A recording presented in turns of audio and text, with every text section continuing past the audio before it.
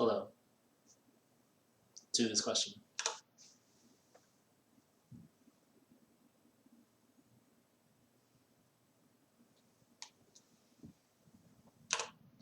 Okay, to recap, that question was a centripetal force. Fc equals m v squared too high. Fc equals m v squared over r. We saw this formula several times before our short break, so just plug in the variables and solve. Now we're going to look at an application of that in this video. It's called a rotor ride. You guys probably haven't seen it recently or ever, but it's basically you go into this big cylinder and you'll see what happens.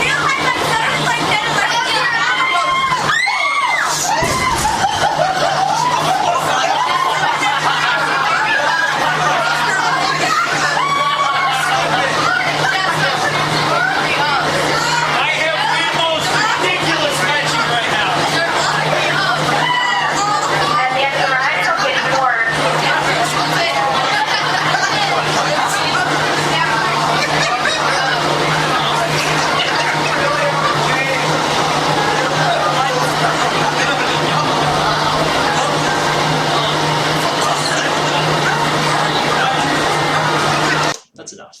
Basically, the floor lowered and all the riders were stuck to the wall and they didn't fall down. So, why did the riders not fall down? What force was holding them up? Gravity. No, gravity pulls things down, not up. Centrifugal force. No, there's no such thing as centrifugal force. Centripetal force. Also no. All my babies don't know physics today. They've had too long a break. We gotta get back into the mindset of physics. So you tell me, what forces will keep the riders from falling in the rotor ride that spins this way? Tell me by describing the free body diagram. So the rotor ride's spinning in a circle, the person's stuck to the wall. How can that be? Why don't they fall? Explain using the free body diagram.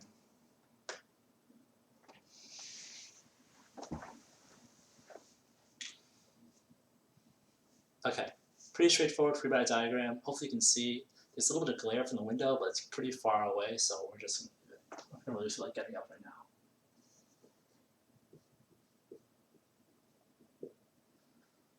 This is easy. There's always a force of gravity, mg, pulling things down. The person's being pulled down. This doesn't really help us explain what's going on. A lot of people will draw this.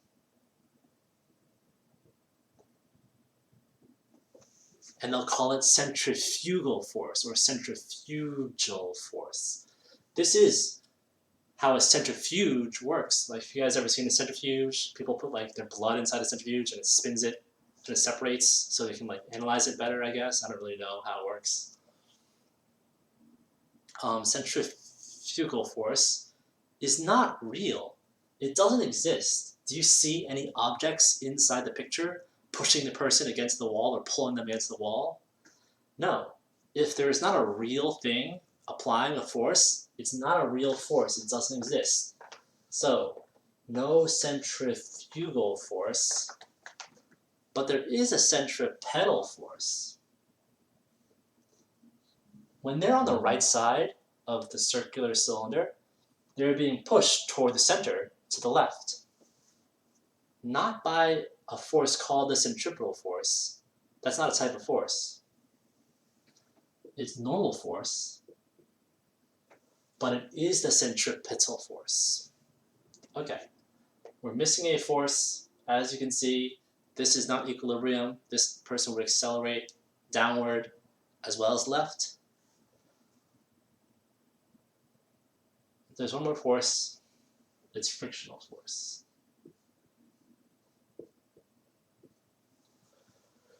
Because of the friction between this person's back and the wall, they don't slide down. They feel something. Well, you tell me. What is this person? No, I already gave it. So they feel like they're pushed or pulled against the wall, but they're actually not. They're really being pushed into the circle by the normal force from the wall. And if you want to solve this problem, you could say, oh, F equals mu Fn. That's not always true, but if I were running a test, it'd be like, oh, the ride is spinning just fast enough so they don't slip and fall. So in that case, what's the frictional force? It'd be mu Fn. Yeah, so this is the rotor ride. Normal force, frictional force, Fg. Just the main idea. Even though this person feels like they're pushed against the wall, is that a real thing pushing them? Is there like a secret like invisible goblin pushing them against the wall? No, there is not. So therefore, there is no such thing as centrifugal force. You need a centripetal force. If there was no centripetal force, they would fly off in a straight line. But the wall holds them in circular motion and holds them in the cylinder. And that causes the normal force. And since it's a rough wall, it also causes frictional force. That seemed pretty straightforward. I don't think there's much else to talk about for the rotor ride.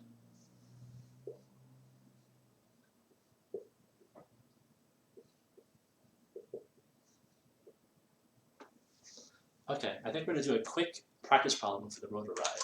And that practice problem will involve a calculation for mu. So let's say there's no invisible goblin.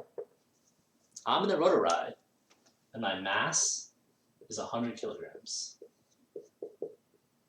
And it's a 5-meter radius rotor ride. And it's spinning so that my velocity v around the circle, really the magnitude of my velocity, is 10 meters per second. Nice round numbers. To make them even rounder, pretend g is 10 meters per second squared. Find mu. Find the minimum value of mu necessary to so I don't slide down the side of the wall. Yeah, try that now. Or see if you can set it up. Just see what you can do. See if you know how to find mu. The minimum coefficient of friction between myself and the wall so I don't slide down.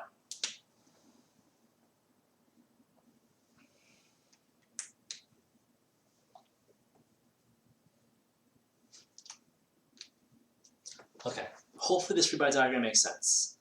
Gravity pulls me down, friction holds me up. These forces add up to 0. This force is not cancelled, which is good.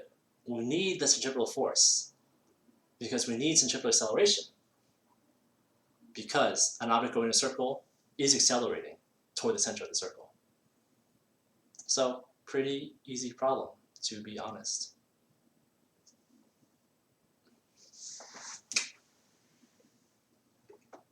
Fg equals F.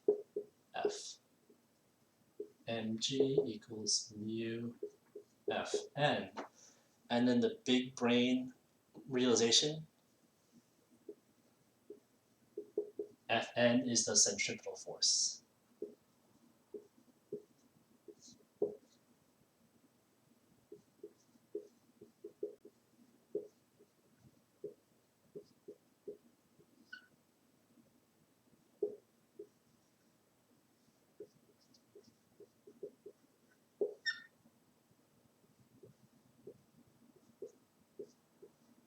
Wow, almost like I picked numbers to work out nicely. Because I did.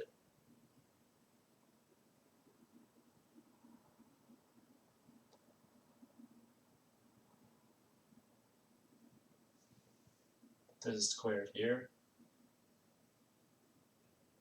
So divide by 10, multiply by 5.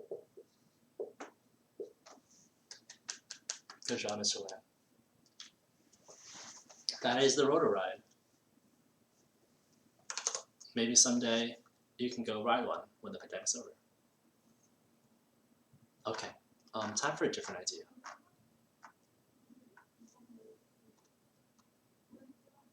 Think back to elevators. Do you remember what apparent weight is? What do I mean by apparent weight? What force is an apparent weight? Why do elevators sometimes give you a weird apparent weight? What does apparent weight mean?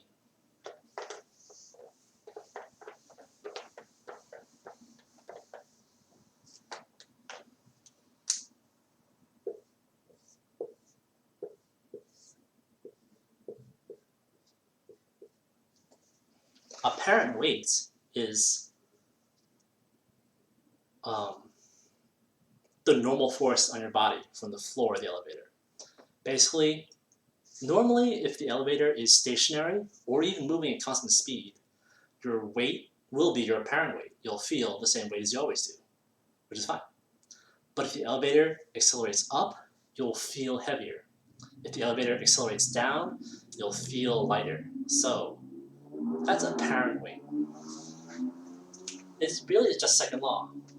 A equals F net over M equals Fn minus Fg over M. Usually we say Fn is upward, Fg is downward, so positive, negative, and it all makes sense. This is fine on Earth when you're pulled by gravity. So here's a big brain moment. What if you weren't on Earth, so there was no gravity, and you need to make artificial gravity? Like if you are in space too long, your bones will like become fragile and your muscles will deteriorate, and like it's probably bad for your biology stuff. I don't know. It's probably bad for you to not have any gravity in your body for a long time. So it would be nice if we could have some artificial gravity. So how could you make artificial gravity if you had an elevator in space? There is no gravity. So what would the elevator need to do in order to create artificial gravity on your body? Explain it to me right now.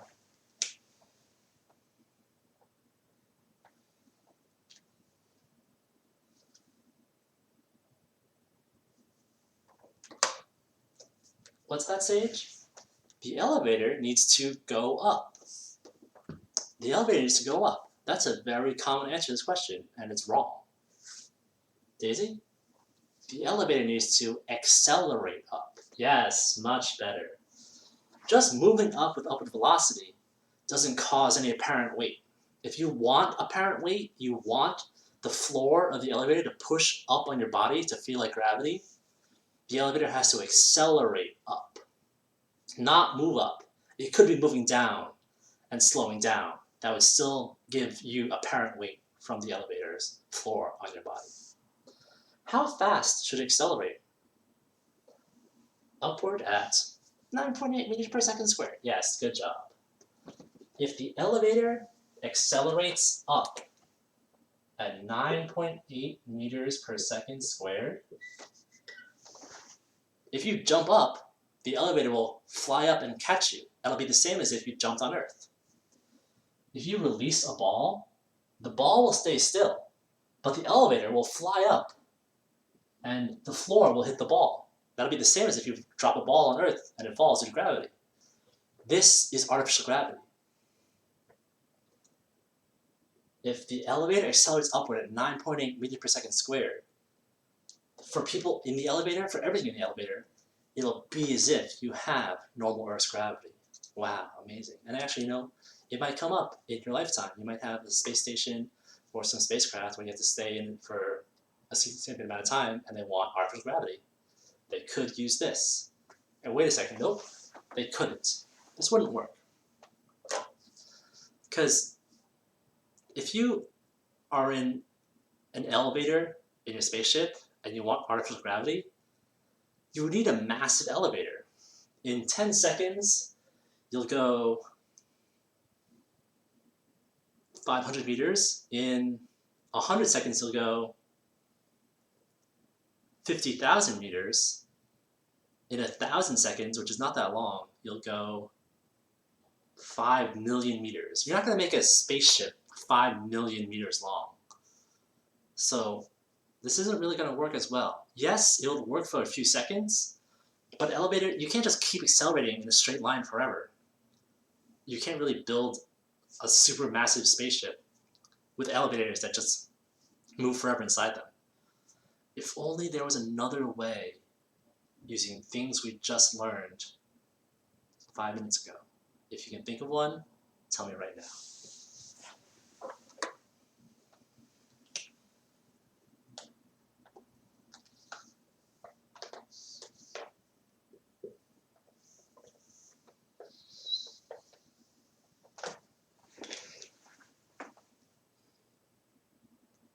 My eyes very itchy. All right, any bright ideas for many babies?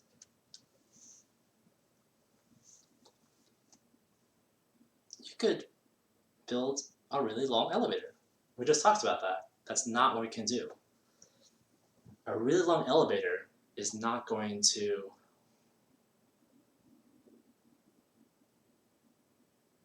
be possible. It's too hard to build it. It would be too long. You could have the whole spaceship accelerated. That's a decent idea, and it actually kind of makes sense. If you are in a spaceship and it accelerates forward at 9.8 meters per second squared, you guys ever see like movies about astronauts being launched to space? They get pushed back because it's so fast. They go like Spaceballs. They go ludicrous speed. They fly back. People feel like they're pushed back in the spaceship. In fact, you could stand on the back of the spaceship and experience artificial gravity. But that's not ideal, because then the spaceship will have to accelerate all the time. It'll eventually run out of fuel, and maybe it doesn't want to go that way. Maybe it doesn't want to accelerate in a straight line. Maybe it wants to stop and turn, or float in space, or something else. So it's a nice idea, but there's an even better one.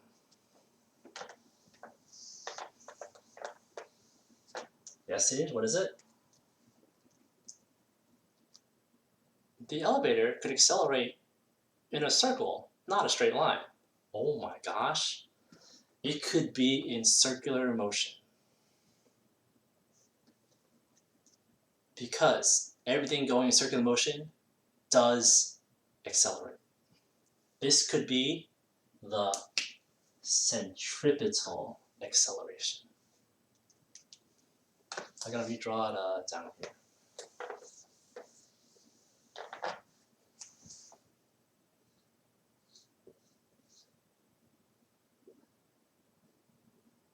So it's not an elevator anymore, because it doesn't go in a straight line. It goes in a circle. It's the same as the rotor ride, except in space and horizontal instead of vertical, and completely different. If this box is rotating in a circle,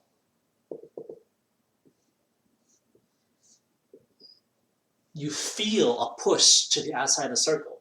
That's what the passengers in the rotor ride experience. There wasn't really a force pushing them against the wall, but it felt like there was. So if you build a space station so that it spins in a circle, you'll always feel some kind of push or pull toward the outside.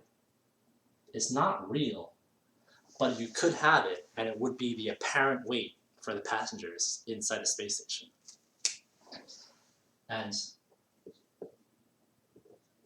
the space station would have to be moving or spinning really fast, but at each of these 4 points, they are accelerating toward the center of the circle. Centripetal acceleration. And if AC were 9.8 meter per second squared, it would be the same Earth's gravity. If you were inside the space station and it had this centripetal acceleration, it would be as if you were on Earth with the same gravity. Wow, amazing. Let's see if we can see a video example.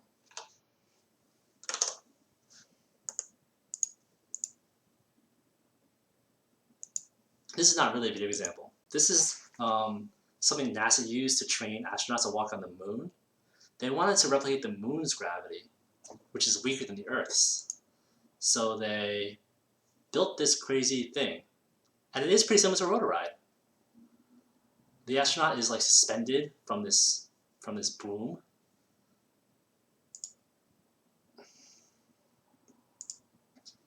So the astronaut's hanging sideways. But when the whole thing is spinning, the astronaut is pushed against the floor or the wall of this machine. And they can create artificial gravity. In this case, they created the artificial gravity of the moon. If it were spinning faster at just the right speed, it would replicate the gravity of Earth or some other planet based on this person's centripetal acceleration in their circular motion. So this person can walk around and jump as if they were on Earth or the moon. Basically, the spinning creates artificial gravity.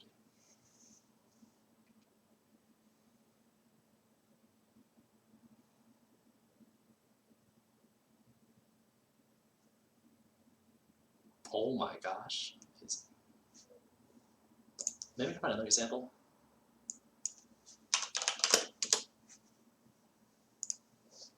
Here's a very famous sci-fi movie.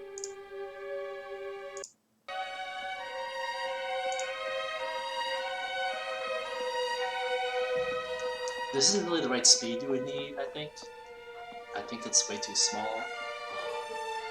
It would be really weird if you had such a small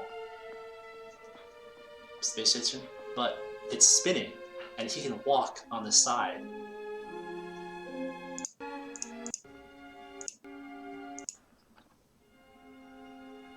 If the whole thing's spinning, there's artificial gravity pushing him against the walls of the space station. So you really make the floor on the wall.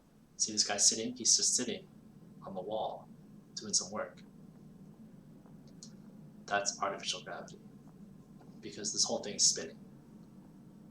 In that scene, the camera was inside the space station, so you couldn't tell it was spinning, but it would have to be in order for artificial gravity to work. Okay, so wow, great idea. If you want artificial gravity in a space station, you could have the whole station spin. This happens in like a bunch of stuff, like 2001 I saw, it happens in like Halo, Passengers, the whole ship is like a spinning thing. Ender's Game, lots of sci-fi movies have this idea.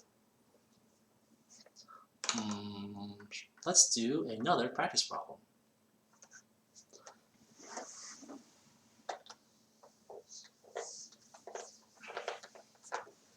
So if you were doing this, you wouldn't make your space station a box like an elevator. You'd probably make a circular space station. Or maybe like a donut space station, but all the people would be standing on the outside.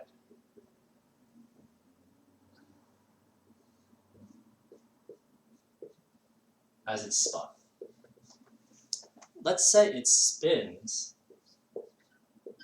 with a speed of...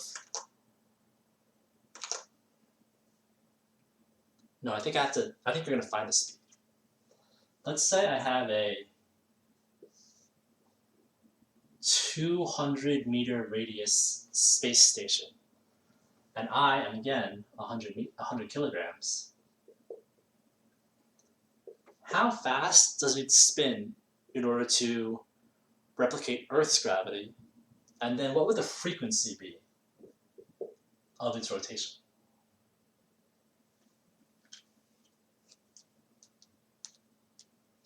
Yeah, great question. There's a little Italian marks there. So let's solve. We want the acceleration to be 9.8 meters per second squared. We know that it's centripetal, so It's v squared over r. Oh, it was actually an easy problem the whole time.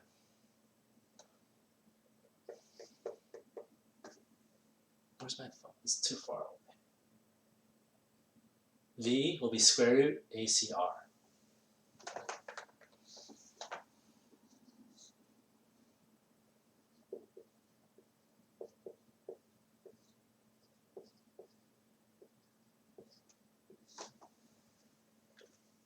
Which is clearly 45 meters per second. Mental math is easy. And if we know that, we can find the frequency, because the velocity v is the circumference over the period, 2 pi r over capital T. So f, little f, will be 0.36 hertz. 0.036 hertz is obviously what I meant to say. So it's pretty slow. This would only spin once every like 28 seconds. This would only spin through 0.036 cycles per second, but it would be enough to cause artificial gravity for all the people and astronauts on the outside or up against the inside of the circle. Wow, artificial gravity, physics, great lesson.